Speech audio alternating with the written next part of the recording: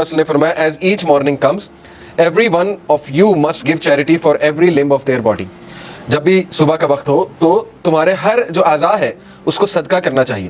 Seeing سبحان اللہ is an act of charity, saying الحمدللہ is an act of charity, saying لا الہ الا اللہ is an act of charity, and saying اللہ اکبر is an act of charity. یہ بڑے پاورفل اذکار ہیں, یاد رکھیں.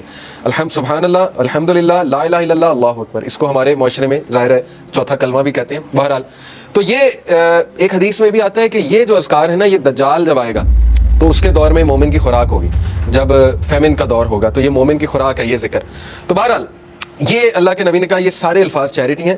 commanding people to do good is an act of charity and forbidding evil is an act of charity. to pray 2 units at the time of dua suffices all of this charity.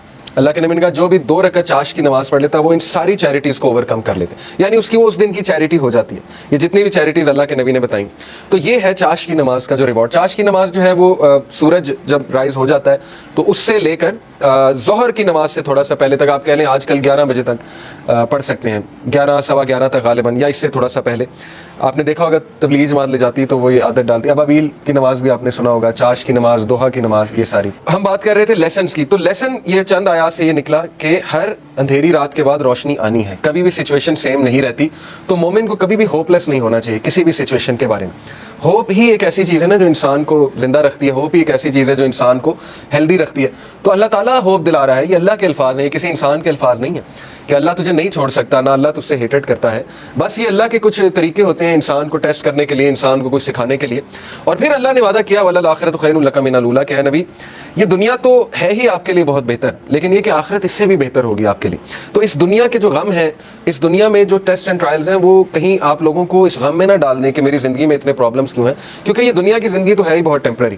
اصل میں آخرت کی زندگی ہے, وہاں پہ آپ کا ریوارڈ جمع ہو رہا ہے. اور پتہ نہیں اللہ کے نبی کو تو اللہ نے کتنا دینا ہے. دیکھیں انا اعطیناک کل کوثر, جب یہ صورت نازل ہوئی تھی تو اللہ کے نبی بہت خوش تھے, اور صحابہ نے خوشی کی وجہ پوچھی تو اللہ کے نبی صلی اللہ علیہ وسلم نے کہا کہ اللہ تعالیٰ نے مجھے آج بہت بڑی خوشخبری سنائی کہ اللہ نے مجھے الکوثر دینا اور اس سے میں اپنے امتیوں کو پانی بھی پلاؤں گا. تو یہ بہت بڑا سٹیٹس ہے, اور مقام محمود آپ کی سوچ ہے وہ کتنا بڑا سٹیٹس ہے اللہ کے ہاں, کہ نبی صلی اللہ علیہ وسلم جو ہے وہ کتنا قریب ہوں گے اللہ تعالیٰ کے جنت الفردوس میں. تو اس لیے مومن کے لیے دیر از آلویز ہوپ. اگر زندگی میں کوئی کمی رہ جاتی ہے, کچھ مل جاتا ہے, کچھ نہیں مل جاتا ہے, تو مومن کبھی بھی ہوپ لیس نہ ہو. رسول اللہ صلی اللہ علیہ وسلم کے حوالے سے میں آپ کو ایک زبردست واقعہ ترمذی کا ہے. It is recorded by Imam Ahmad bin Hanbal that Abdullah bin Mas'ud said the messenger of Allah was lying down on a straw mat and it left marks on his side. چٹائی پہ جیسے ہم لیٹتے ہیں نا تو کچھ نشانات پڑ جاتے ہیں, تو اللہ کے نبی صلی اللہ علیہ وسلم کے یہاں کچھ نشانات پڑ گئے اس میٹ کے.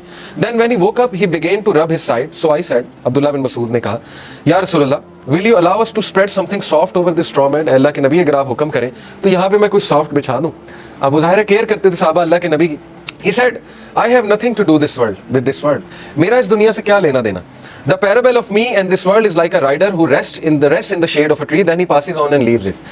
میری مثال ایسے ہے کہ جیسے ایک رائڈر کی مثال ہوتی ہے کہ جو چل رہا ہوتا ہے اور کچھ دیر کے لیے اس نے ریسٹ کرنا ہوتا ہے کسی شیڈ کے نیچے, ٹری کے نیچے, تو وہ بس ریسٹ کرتا ہے اور اس کے بعد اپنی جرنی پہ چلتا ہے.